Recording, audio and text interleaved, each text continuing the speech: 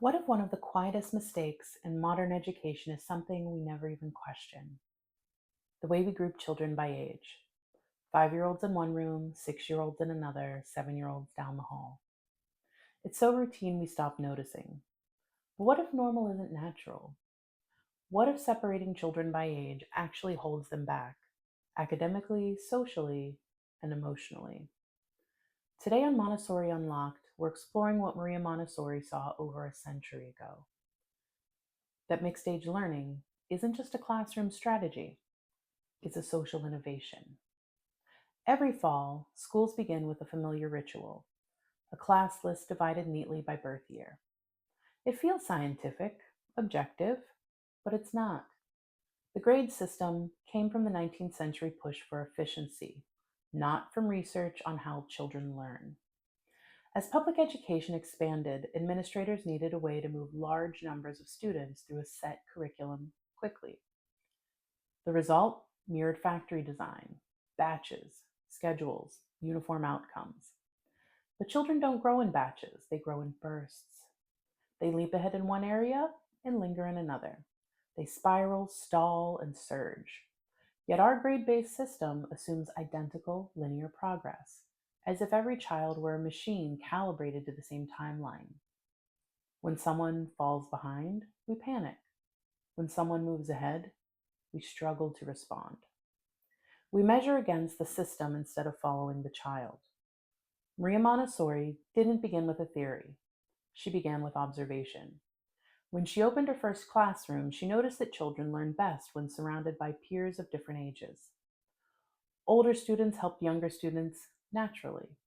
Younger ones admired and imitated the older ones. And everyone's growth accelerated through connection. She saw that development happens through relationship, not in isolation. That realization shaped her entire method. She organized learning around planes of development, each spanning roughly 6 years, with children grouped in overlapping 3 year cycles: 3 to 6, 6 to 9, 9 to 12, 12 to 15.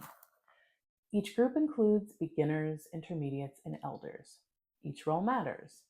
The youngest learn through imitation, the middle through practice, and the oldest through teaching, deepening their understanding through leadership. The result? A community where growth is continuous, not confined to the calendar. In multi age classrooms, hierarchy doesn't disappear, it transforms. Older children don't hold power over younger ones, they hold responsibility toward them. That difference is everything. A 10-year-old helping a 7-year-old with math isn't just reinforcing decimals. They're practicing patience, empathy, and communication. A 7-year-old who watches that interaction learns through possibility, seeing what's within reach. Respect becomes mutual. In most schools, social status rises with age. In Montessori settings, it rises with contribution. Skeptics often ask, how can the teacher manage 3 grades at once? The answer is simple: by following the child, not the grade. In a traditional classroom, the curriculum dictates pace. In a Montessori environment, readiness does. If a child is ready for multiplication at 6, they begin. If another needs more time with addition at 8, that's fine. The path bends to the learner, not the other way around.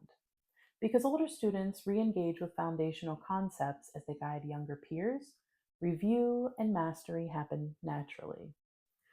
Research shows that multi age classrooms foster motivation, independence, and strong social emotional growth, often without sacrificing academic performance. Children in multi age environments tend to be calmer and more confident. When everyone's the same age, comparison is constant: who's fastest, best, or behind. But in mixed age communities, variation is expected. You might be the youngest this year, but the oldest next year. You learn that ability is fluid and community matters more than ranking.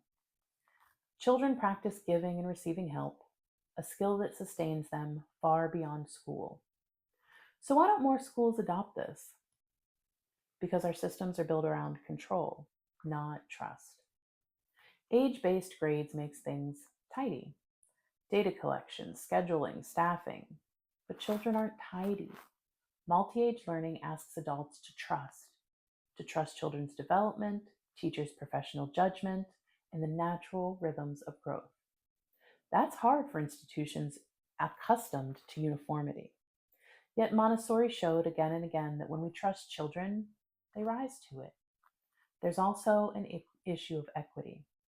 In age segregated systems, labels form quickly: advanced, average, struggling. Once they stick, they follow a child for years. Multi age classrooms disrupt those labels. Children stay with the same teacher for multiple years. Relationships deepen. Teachers know each child's strengths, challenges, and story, not just their scores. That continuity gives every child dignity. They are understood in context, not comparison. Here's the truth: life isn't organized by age. Adults work, live, and collaborate across generations. Multi age classrooms mirror that reality, teaching adaptability, empathy, and cooperation. Children learn their role in a community, that progress isn't a race, but a shared journey. I once watched a 9-year-old calmly help a classmate who was frustrated by long division. Before the teacher could intervene, the older child said, "I used to hate that part too. Want to see my trick?" 10 minutes later, the younger child was smiling. "Oh, I get it now." That's mastery becoming service, knowledge turning into community. It didn't come from a curriculum map, it came from a human connection. So let's ask again: if learning is meant to mirror life, why do we divide children in ways life never does? Maybe the issue isn't with the kids who don't fit the grade level. Maybe it's the system that believes they should. Montessori's multi age model isn't outdated, it's revolutionary. It reminds us that education is at its best when it reflects humanity itself: fluid, interconnected, and full of potential.